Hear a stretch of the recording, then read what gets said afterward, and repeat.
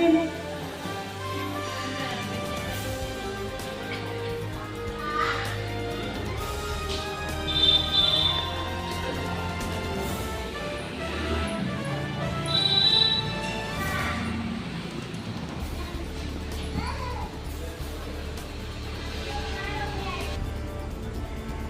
જય શ્યારામ.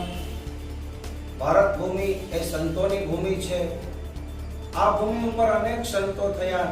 એવામાં રાજસ્થાનના આમેરમાં એક મહાન તેજસ્વી સંતનો જન્મ થયો, જેનું બાળપણનું નામ જીવણસિંહજી હતું. સાધુ થયા પછી જીવણદાસ થયા અને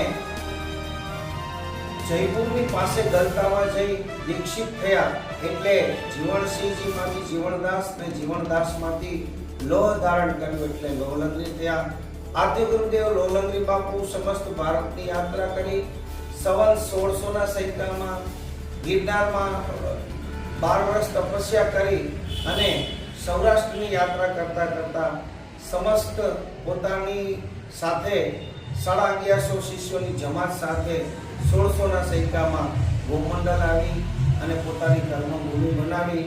આ કર્મભૂમિ ઉપર સત્ય અને સંસ્કારનું સિંચન કરી અનેક લોકોને રાહ બતાવી, ભજન અને ભોજનનો ઉપદેશ આપી અને ત્યારથી અહીં ભજન અને ભોજન નિત્ય થાય છે. આવનારની જઠરાગ્નિ તૃપ્ત થાય છે અને લોહલંગરી બાપુની કૃપાથી આજ 2 દિવસમાં ઘણા બધા લોકો આવી હરિહર પ્રસાદ કર્યા. બધા દર્શનનો લાભ લીધો. કાલે અનકોટ દર્શન હતા, દર્શનનો પણ લાભ લીધો.